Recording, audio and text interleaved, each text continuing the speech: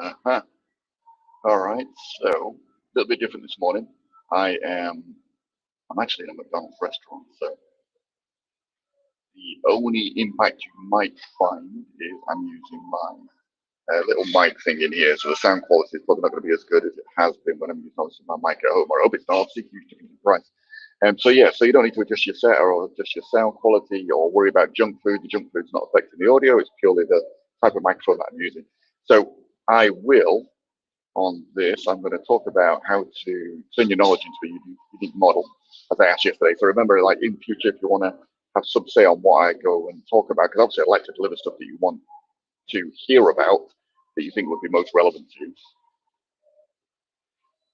I still got copies, that's all good. Um, so yeah, so make sure in the future kind of drop me a line inside the group or on the comments on YouTube, just to kind of give me an idea of some of the things that you're struggling with. You might not necessarily know what you want to hear about, but you will certainly have an idea of what you're struggling with. So if you let me know what you're struggling with, then of course I can come back and share something which is the solution to your challenge, or will help you remove that challenge so you can get to where you want to be. That I think makes more sense. I was thinking about this a lot actually over the last couple of days because I wrote a piece a few weeks ago where I talked about this idea that fundamentally I'm a coach, and that's how I perceive myself. And out of that, certainly if I go back to the very beginning, I started out with complete ignorance. So I had a desire to coach, I had a desire to help, but no concept of business aspects of it. So the business thing has been a lesson in its own right. I have had some incredible highs, I've had some incredible lows, but it's all been a lesson. It's all been a learning curve. And obviously I had to put myself on a path where I got good at the sales and the marketing aspect of it, because without that, of course, you don't have a business. So that then has obviously then begun to dominate some of what I share, because people want to hear the things that are going to make a difference to them, which typically come down to influence. Your ability to influence will determine your ability to obviously move your business forward and bring in the clients that you want, and obviously serve them at the level you want. All right, so let me just add this as well. This is actually a course I created a couple of years ago and still continue to sell, but I thought I'd bring this in. It's like one of the key elements of being able to stand out, like in any niche that is crowded, obviously you've got this need to stand out because otherwise you're invisible. As we know, invisible is the enemy. Invisible is the thing you don't want to let invisible win, because that doesn't help you. If nobody knows you exist, you can't help anybody. So I put this together a couple of years back. And it was based on the idea that actually one of the simplest ways that you can stand out is to take what you do. So let's say you do coaching. Everybody says coaching. So it's like to be able to take what you do and turn it into something which stands out, something which is more unique. And that's what this was about. So not an original thought, not an original idea, but I think the way that I've approached it and the way that I've broken it down is, I think, much easier to understand than some of the ways that I've shared in the past. And certainly I think therefore if it's easier to understand, it's easier to use. So I want to run through this. If at the end of it, I'll put it somewhere. I'll put a link to it somewhere if you want to go and grab the whole thing. But I'll run through it and I'll give you some of the insights of it. Obviously, make as many notes as you want and go back to this video as many times as you want. As I said, this is from a paid program.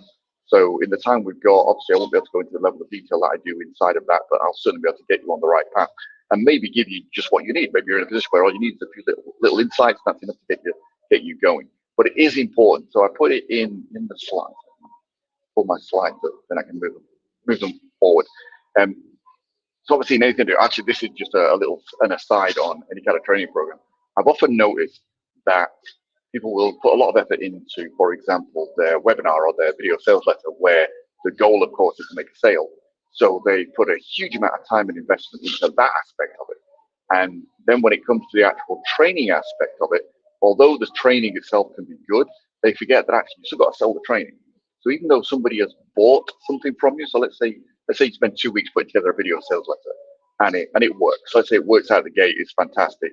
And then they buy the training. The beginning of your training, really, just repeat some of the stuff from your sales materials, because you want to remind them of why they're doing the training. And you will get a much better uptake on people finishing the program. That's key. Like one of the challenges people find in any kind of training program is they don't finish it. If they don't finish it, they don't get the result. If they don't get the result, you don't get a testimonial. You don't get kind of a satisfied client.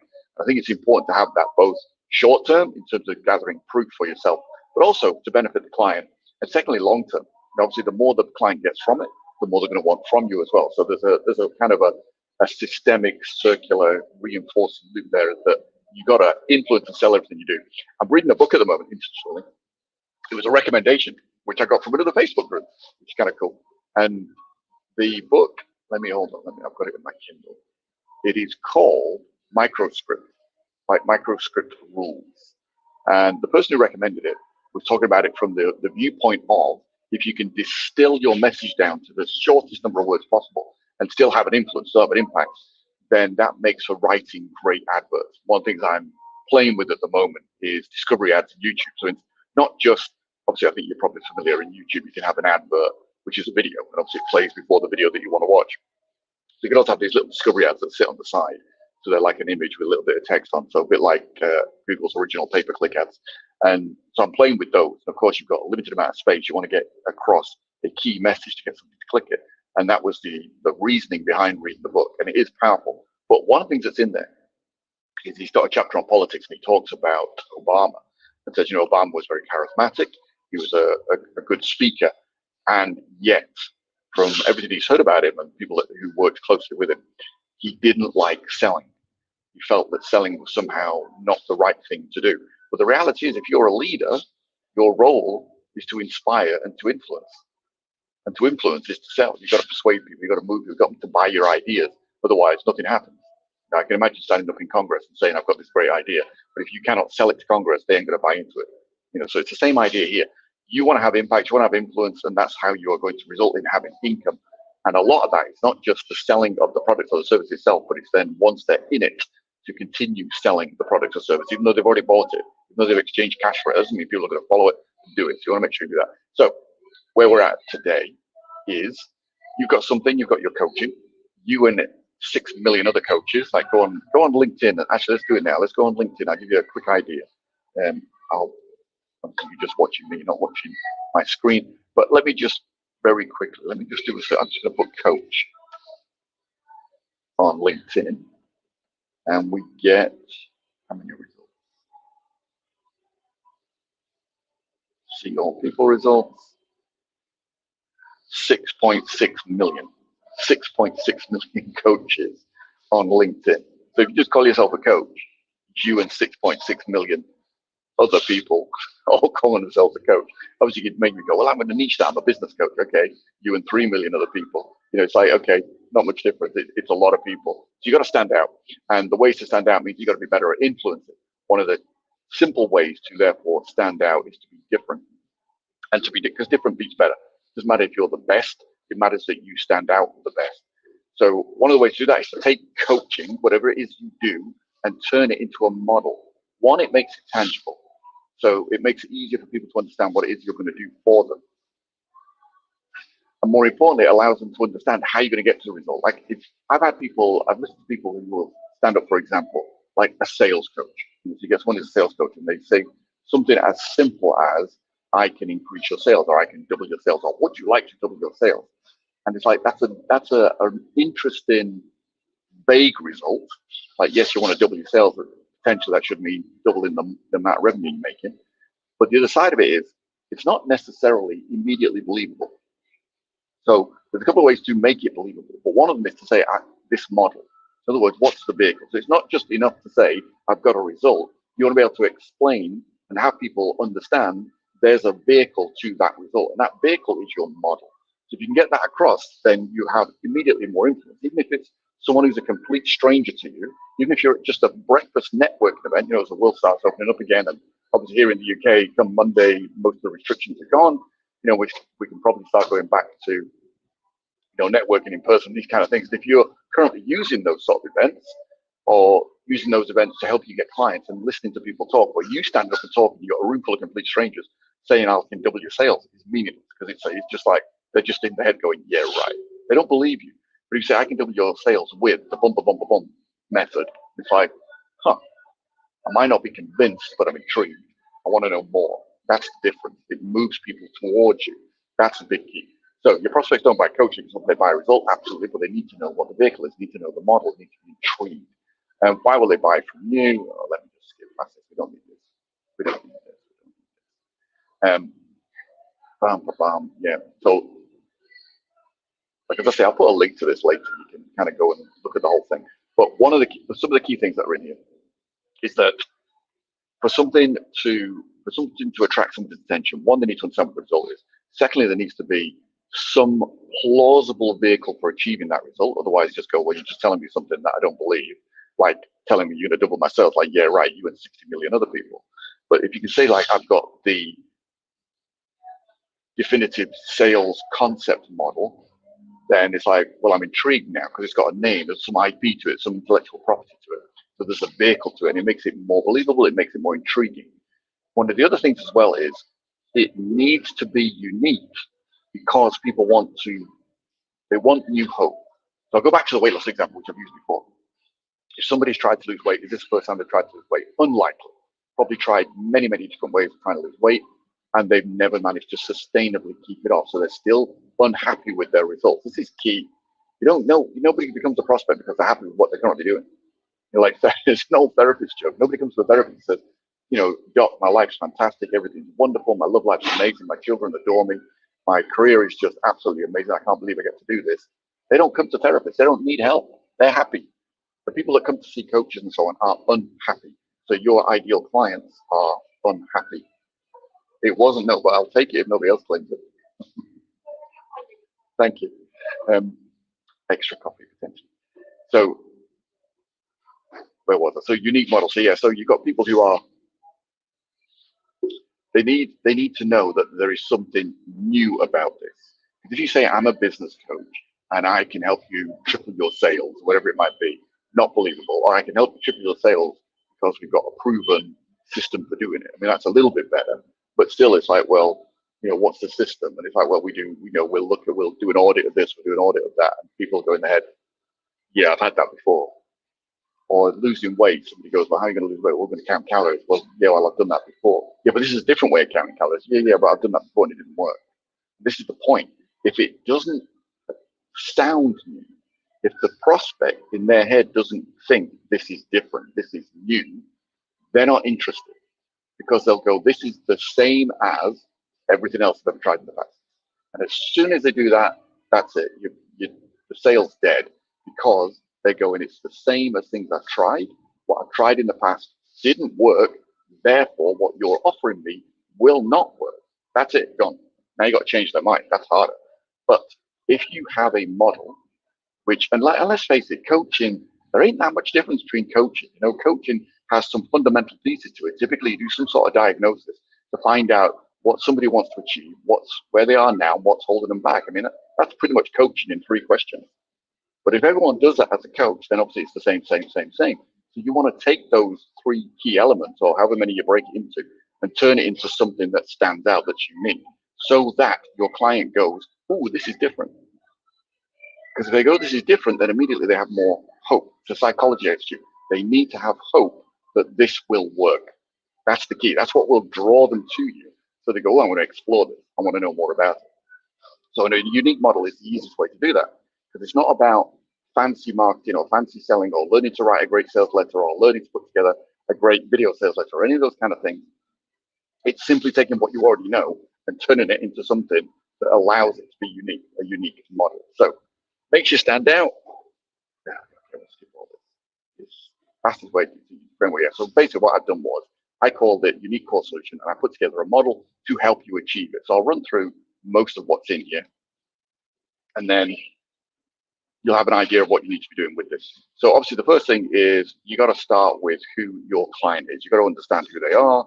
So, you know, you got to analyze your marketplace. So this is coaching in its own right, but you're doing coaching and looking at it in terms of the marketplace. You kind of saying, okay, where's my ideal client? Where are they starting from? Where do they want to get to? So we're mapping the gap again. The same thing I talk about over and over and over again. It's fundamental. You know, it's like if you're going to play basketball, there are certain fundamentals that you need to master. Same is true here. You want to play this game, you want to play well, you want to be visible, not invisible, then you got to map the gap for your audience. And if you're not mapping the gap, then you will see, like this particular person that likes to comment, and God bless him, you know, I wish him every success. But he seems to be banging his head against a brick wall in the sense of not understanding the fundamental. You've got to map the gap. If you map the gap for a marketplace and you go, here's where they are, here's where they want to be, and here's where they want to be is where they already are, they ain't going to talk to you. They're going to say, yeah, everything's perfect. They've got no interest in talking to you. There has to be a gap. If there's no gap, there is no prospect, there is no marketplace, there is no niche, there is no purpose to you selling them anything. You got to analyze that gap. Then when you map that gap, now you got to say, okay, what is the result they want to achieve? So let's take something simple. Let's say it's online entrepreneurial type audience. So they want to achieve a certain revenue goal. They want to achieve a certain amount of, or they want to reduce the amount of time they're investing on a daily basis to achieve that goal. So they're working less and making more. Okay, that's the goal they want to achieve. Now, it might be that you can't help them achieve all of that, but you can solve one of the big problems they're going to face to get to that. Like branding, for example. Someone who sets out as a branding coach, they're not necessarily solving the whole problem of here's how you go from 0 to 7 figures a year. What they're doing is they're saying, okay, one of the key elements that will make your life easier is to brand yourself correctly. If you do that, all of your efforts to allow you to achieve this 7 figures a year will be much easier. So look at it in terms of, okay, are you someone who takes them the whole way? Are you someone that provides a service which solves a major problem, one of the big blocks on their path towards that goal? So analyze that in that respect. Then fundamentally, all you're doing beyond that is, let me see.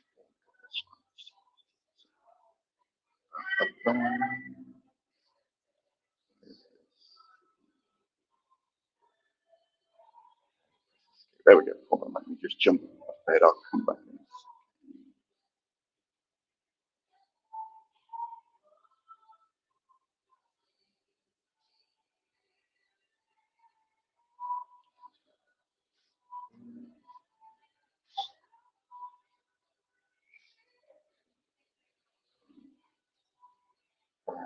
Share.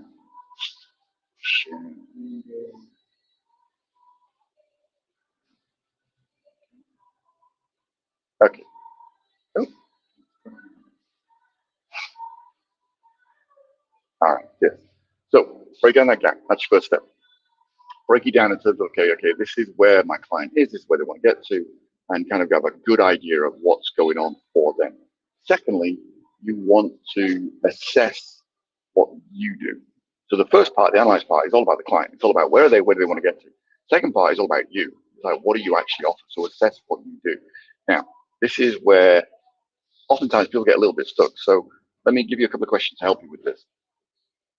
So one, what is your solution? So start there. So what's the solution that you're actually offering? What do you do? List all the features. So literally, I would just not come at this from a, well, I know what I do, so I'm not going to do this. Do this exercise because it's vitally important, and you'll probably highlight things you weren't aware of. There's an element of, like for example, I think I've mentioned before, I'm not a big fan of writing, but I will write. And what I often find when I do write a post or I write something else, something will come out that I hadn't thought about. It gives me a new thought, a new angle, a new perspective on something, a new insight, and I find that useful. So the process of the process of writing allows me to kind of dig deeper into my psyche or into my memory bank, into my unconscious, or into the connections my brain's making, and pull them out and be consciously aware of them and share them. Similar idea here. Even though you probably feel, well, I've done this coaching, I know exactly what I do, blah, blah, blah. It's like, maybe you do, but do the exercise anyway. I get a pad and a piece of paper and a pen and start writing things down, because stuff will come out that you're not aware of. So what is your solution? What do you do? List all the features, break it down into steps, literally. Like if you go coaching, well, I do coaching. Okay, what's the first step? What is the first thing you do? Like, well, I ask somebody where they are now. It's like, great. So you ask questions. So you can put that, and you can ask questions. You put the question itself. You could actually say, well, asking those questions, what you're really doing, you're doing a diagnosis. That's another way of labeling it. So go, okay, I'm doing a diagnosis. And that might be the first step in your model. I.e. coaching, have fun. How do you do it? Like, what do you do differently? What steps do you follow? And why? This is important. If you go, well, I do this, why do you do it? Because that in itself can sometimes give you more insight into turning this into a model, which we'll do later. Again, same idea. So you just do a brain dump, you just literally get everything out. Thirdly, then you got to associate. So now all you're doing is, if you make 2 columns, say, okay, I've got a column where this is everything that my client wants to achieve. These are all the steps my client's going to have to fundamentally take to get there. These are also the way to look at it is from a coaching point of view, what are the things that could stop them getting there. So list all that out and say, these are things that could stop them. Then you've done an assessment of what you do, how you help people, what steps you take, what questions you ask, why you do the things you do. You map all that out, you break it down even further so you get to a level of detail that perhaps you haven't got to before. And then you've got 2 columns. You've got a column of, here's what the client wants, here's everything they need to do. Here's what I do, where do they connect? So start literally drawing arrows. Where do they connect? Where does what you do fundamentally? How does what you do help the client achieve their goal? That's the fundamental question. So you're looking for connections. Now it might not be immediate, it might not be apparent. In which case, you can say, how could it connect? So, like if this doesn't connect directly to this, then it might be there's an intermediate step which allows it to connect, that allows it to bridge. So you're looking for those as well. So if there isn't an immediate direct connection, then look for a bridge. It's like, how could it connect? Could it connect to something which connects to something which connects to that? So even though you might have done the two exercises in isolation, as you bring them together, you might see new connections that you haven't seen before. And so you see new bridges, you see new intermediate steps that weren't apparent and weren't obvious before. That's the value of doing it as an exercise. That's the value of having it written down on a piece of paper in front of you. You see things, literally, you see things you couldn't see before when you were trying to do it all in your head. That's the value of it. So you need to associate the two. At this point, all you do is looking for connections. You're just looking to organize them, find ways to connect these things together. So, what's the connection? It's fundamentally the question. Let me just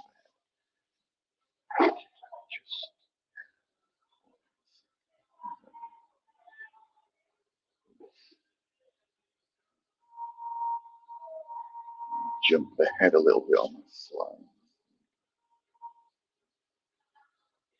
I think a little bit of time. Anyway, so if you've got any questions on this, obviously just leave them below. If you're watching this in the replay, still leave your questions below. I will answer them. I'll come back and look through the comments. Well, a lot of questions there.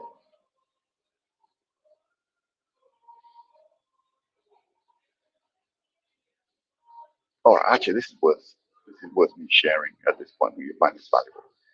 So, share screen, window. One of the things I was talking about, this idea of like there might not be obvious where things connect. So you've got to think more lateral. So I put here selling shoes. Let's say you sell shoes and you sell shoes to entrepreneurs or to business people. It's like, I sell shoes for who? Keynote slides. Here we go. Sell business impact. What's a business impact of a pair of shoes? It's not obvious that there's a connection between shoes and doing well in business or making more money in business. So actually, there could be. So branding. First of all, like what shoes are you wearing? So if you turn up to see a client and your client, let's say you're in the finance world, in the traditional finance world, like a banking, where everybody wears suits and, Oxford Brogues or something, and you turn up in a pair of jeans and, you're, you're wearing, I don't know, a pair of worn out trainers that you bought at the Walmart or something, and your toes are sticking out the front, then obviously those shoes are not helping you with your influence. And from a branding point of view, they're not helping you. So that's a more obvious one. But you've got to look at it in terms of what impact does that have. And then the third part for your productivity, like what shoes you wear, do they have an impact on your productivity? Well, they will. I'm sure you've had an experience of wearing a pair of shoes. Like I know when I first came out of university, I got my first job. So I was working in an environment where you're expected to wear a suit. Now, I didn't have a suit for the first few months because I didn't have any money, so I couldn't buy a suit. And I had to have a pair of shoes. So I had a pair of shoes that were just, brand new shoes. I wasn't used to wearing shoes. I've been a student. I was used to wearing trainers all the time.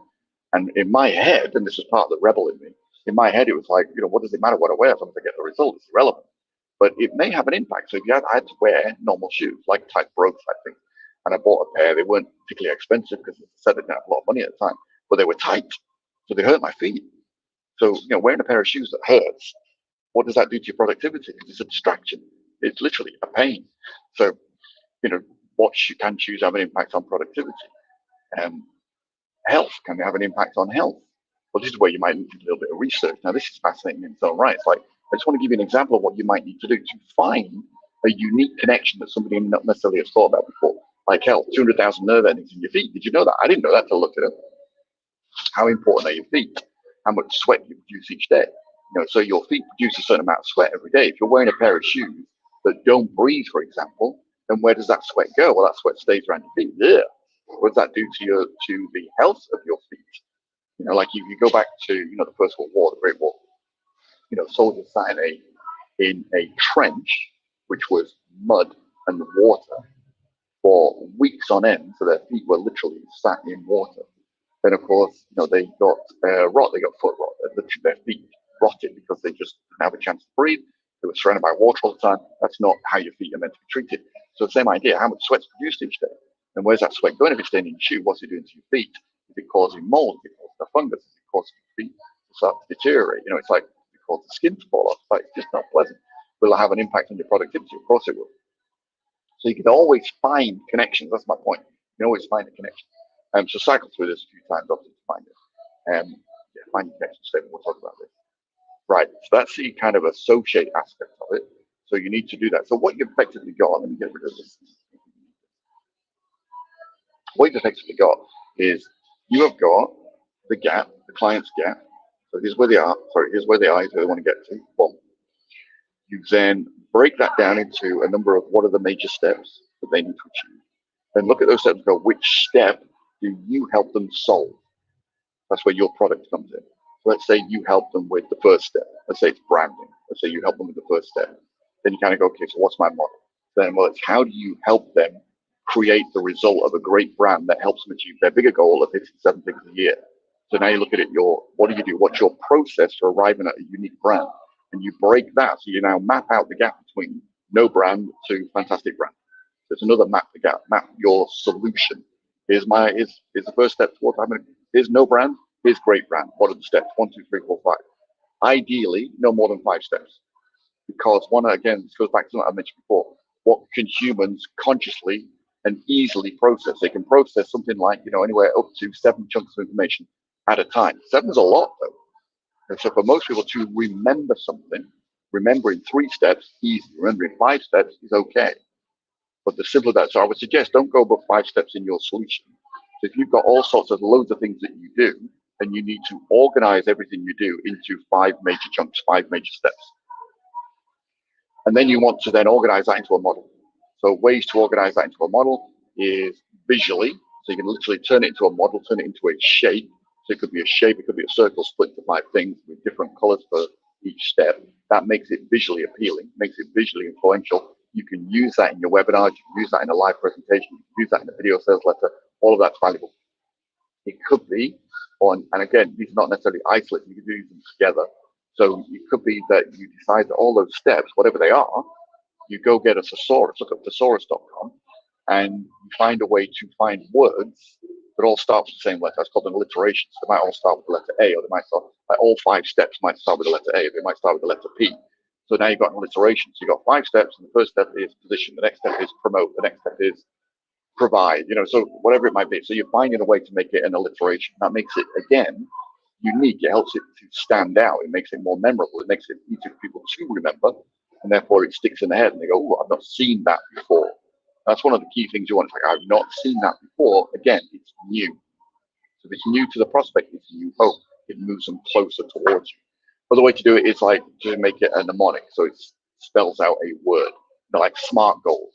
SMART goals, pretty naff way of setting goals, but the whole thing has lasted for decades because SMART is just an easy word to remember, S-M-A-R-T. And so, there's obviously value in some aspects of it, but it's stuck around. And actually, this ties in nicely. If you are helping people set goals and you are saying, I help you set SMART goals, it's like, yeah, one, you didn't come up with that. So it's not unique to you. And this is the other thing about having a unique model that you create. It's yours. Where else can they get it from? Nowhere else. They can only get it from you because it's unique to you. So if you're using something like SMART, then one, it's not yours. You and those other 6.6 million coaches on LinkedIn are all using SMART. So yes, it's a good idea in the sense of it's a word, it's a mnemonic, but it's not yours. You don't own it. So you want to come up with your own. You want to come up with a better way of doing. If you're doing goal setting, you want to come up with a better way of doing it. And interestingly enough, that's another aspect to this: is look at what else is out there, so that you don't replicate something that is already out there. Or better yet, find a way to position what you're doing against that. So like if I said, like, I remember years ago, I did a presentation. Where was I? I was in Birmingham at the time. But anyway, I did a presentation for a group there, one of these kind of Tony Robbins type groups. And I talked about this idea of goal setting. And I said, like, goal setting is not where it's at. Anyone can set a goal. What does that mean? They've got this paper with goals on. Does that mean they're actually going to make those goals a reality? No. So where does your focus need to be? And this is how I completely deposition goal setting. Your focus needs to be on goal achievement, not goal setting. So now I've just completely taken goal setting and thrown it out the window and made it appear like a band-aid solution as opposed to my solution, which was goal achievement. And then it's like, here's my model for goal achievement. So I deposition goal setting in favor of goal achievement. That was a simple thing to do, and I did that, what, 15 years ago. So that wouldn't necessarily work today because there's probably plenty of people talking about gold achievement today. So you got to come up with something different and unique again. But this highlights the idea that you've got to be unique. You've got to find a way to take what you do, break your solution down into steps, turn it into something visually unique. Ways to do that, obviously, as I say, come up with a shape that's unique. Add to it, if you can make every step of it, make each step a simple word, or ideally one word. If each step, then each word begins with the same letter, that's the alliteration, makes it easy to remember. Like you've just seen what I've just shown you. So they're all A's, literally they're all A's. If you can then turn it into a mnemonic, so each thing starts with a different word, but still the letters then form a word in their own right. So again, makes it easier to make this unique, make it stand out, make it easier for somebody to follow and understand. Does that make sense? So that's kind of what I would suggest. If you do that and you do it right, then immediately start sharing that model. Actually, one of the things last thing I'll talk about before I go, once you've got the piece of your model, then it's like talking around those pieces. So you want to be able to share, here's step A. Let's say step A is diagnosis. Then when you share that, you don't just say the first thing I do is a diagnosis. You've got to sell that step. This comes back to leaders, got to inspire, got to influence, got to persuade, got to sell. So if Obama wasn't a big fan of selling, that's probably why he didn't get his healthcare thing properly. So you've got to sell it. So you don't just say diagnosis, you say, here's why it's important. Here's what happens if you don't have it. So there's consequences to everything. Consequences to having a diagnosis. There's negative consequences to not having a diagnosis or having a diagnosis that's not done properly. That makes sense. And then you can actually say, like you can break a diagnosis. So if you've got 5 steps, diagnosis is the first step, then you can still break that down even further. Like the diagnosis could have 3 steps in it as well. So then it becomes, let's say I don't know what it is. I'm just talking off the top of my head. Let's say it's the PIP, PIP. Let's say it's the PIP diagnosis because the 3 steps in your diagnosis spell the word PIP. But you then sell diagnosis. It's like, here's why it's important. Here's why you need to do a diagnosis first thing. Because if you don't, you just go rushing into something, then chances are you're going to end up going down a dead end, wasting time, wasting money, getting frustrated, potentially getting demotivated because you're not making the progress that you want to make. Whereas if you do the diagnosis first, you do it right, then you know exactly what you're facing, you know exactly what problems and challenges you're going to be dealing with in the future. So you can start actually coming up with a strategy that eliminates all those problems before you even begin. So you save time, you save money, you get to where you want to be that much quicker. So you got to sell each step. That's my point. So whatever's in there, sell each step. Here's why it's important. Here's why you need it. Here's what happens if you don't have it. So a simple phrase to remember when it comes to selling things is pain and pleasure in equal measure. I mentioned I was reading this book, Microscripts. Pain and pleasure in equal measure would fit the model of a microscript. It's easy to remember. It puts across a simple idea. And so in terms of selling and influence, make sure that when you're selling something, when you're influencing something, when you're putting something across, you're not just saying, here's the good thing about it. You're also saying, here's the consequences of not using it. So there's pain, there's pleasure. People are motivated by both. More people are motivated by pain than pleasure. We're using both together. Very, very powerful. All right. I am going to wrap this up so that I can carry on with the rest of my day. Hopefully this has been of value to you. As I say, I'll leave a link to the unique course solution. So you can go grab it. I'll probably do some sort of special deal for you for the next few days. You can go grab it and do it in detail. But the key thing here is, if you're going to stand out, then you need to be unique in some way. Simplest way to be unique is take what you do, your solution, your coaching program, or your whatever it is you're selling, or any kind of training that you're offering, take that's a solution to something, to whatever problem that solves, whatever goal it helps somebody achieve. Break it into 3 to 5 steps, and then organize that into a model. Make it visually unique. Go get a thesaurus so you can come up with different words for the steps, so you can form an alliteration, or you can form a word and a mnemonic, but make it stand out so it's unique. And then from a posting point of view, like you can post all about, you can write a post on the first step, then make sure that when you're selling it, you're talking about the consequences of using it positive, consequences of not using it negative, so pain and pleasure. All right, that's a primer on standing out, being unique. Do that, you immediately start moving people towards you because it's something different. And that kind of wraps it up. So any questions? Oh, hold on, we got some. Okay, it's where you're currently getting stuck. Okay.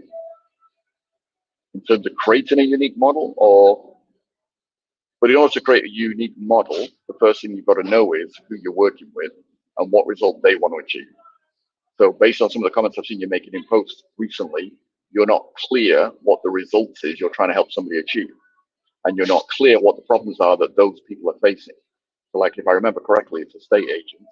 If you've got estate agents that you're working with, and literally I'm basing this purely on the comments I've seen you making in posts, if the people you've been talking to are telling you they don't need you, then they don't perceive they have a problem. So either you're not making them aware of a problem that they need to be aware of that's going to bite them on the backside if they're not aware of it at some point in the future very soon, or they genuinely haven't got a problem, in which case they don't need anything. It's what I come back to, like I said at the beginning. Nobody comes to see a therapist saying, my life's fantastic.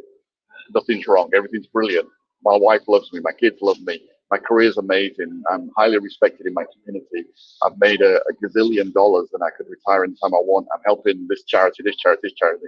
You know, my life's just amazing. It's just like, I don't know what's going to happen each day. It's just fantastic. Every day is fantastic. Nobody comes to see a therapist about that, unless they come to brag, of course. So, why are you here? I just wanted to brag. You know, so nobody does that. This is the whole point. There is no marketplace. There is no niche unless somebody has a problem. So people who aren't happy with their results look for a solution. People who are completely happy with everything ain't looking for a solution. So if you're saying you're getting stuck creating your model, you're getting stuck creating your model because you're not clear what problems you're solving, you're not clear what result you're trying to achieve, or not clear what the result that your clients are trying to achieve because you're not clear what your clients are. So if it is estate agents, it's estate agents who are struggling. It's not all estate agents. Estate agents who are struggling. And just off the top of my head, if I was thinking about that, I know obviously from a property point of view, from a real estate point of view, I know estate agents.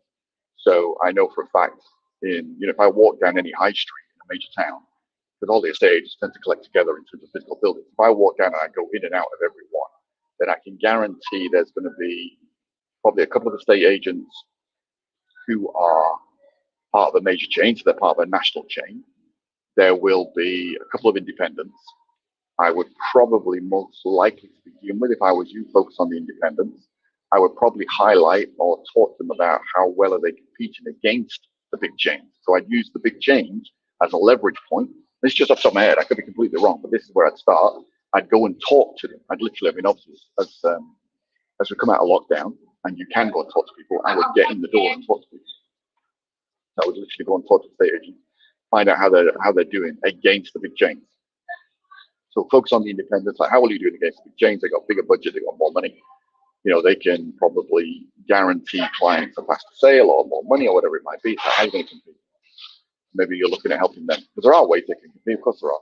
There are ways they can do incredibly well.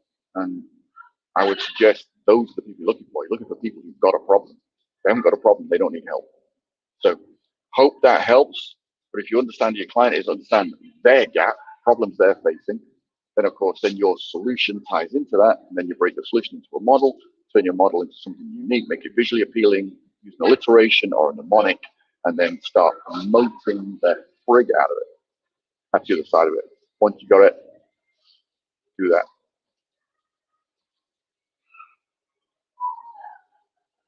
I've done so much on webinars. I'm happy to give it some thought.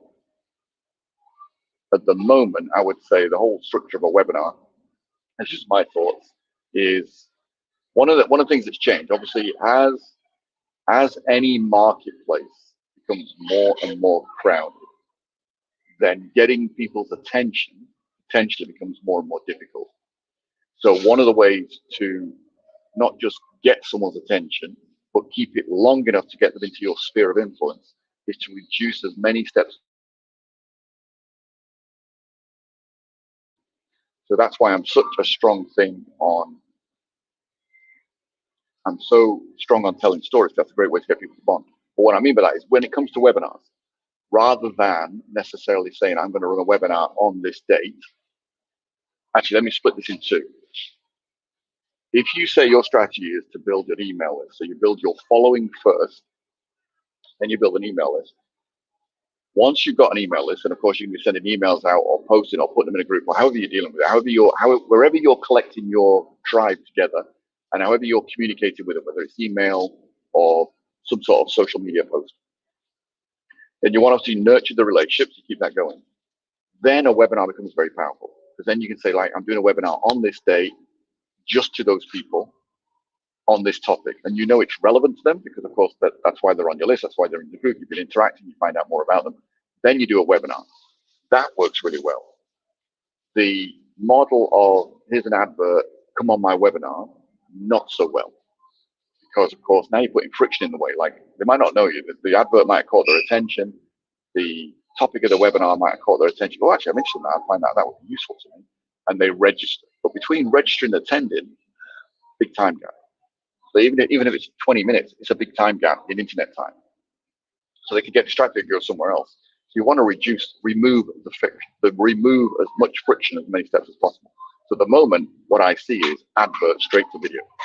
So you don't even have to have a gateway. Like, there is no real need in the beginning when you're testing something to have any kind of opt-in. Like, don't put that in the way. That's just a piece of friction. Like, literally go straight to the webinar video. So the webinar video is it's you know, call it a webinar, call it a video sales letter, whatever it is, it's got an offer at the end of it. But just go straight to that, reduce the friction. And what I'm finding is I'm getting people literally watching the whole thing. So, and that's just down to interest. It's like, can you be engaging, you know, for 30 minutes, 40 minutes, an hour, maybe longer than an hour, so that people watch the whole thing and obviously follow through. What we have got at the moment, obviously it's got a little bit less with the whole Apple stuff, is the ability to retarget. But you could have it so that when somebody watched it, if they start to leave, then you give them a reason to give you their contact details, their email address, and then you follow up in that way. And it's just thoughts on it. My big point there was remove as many steps as possible, remove as much friction as possible between getting someone's attention and getting them to watch something that bonds.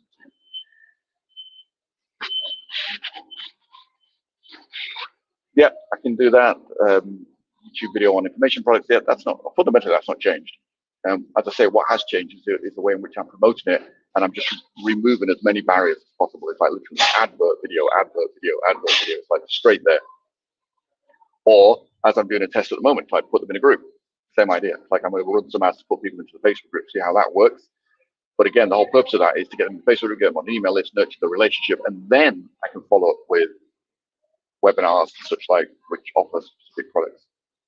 So again, it's just down to your business model. It's down to how you want to approach it. All right, look, I'm going to wrap this up. I've got other things. I've got a couple of things I've got to get done. All like exciting, and obviously things that I do, and then results I get, then I get to share with you, and obviously help you as well moving forward. All right, thanks for watching. I will catch you next time.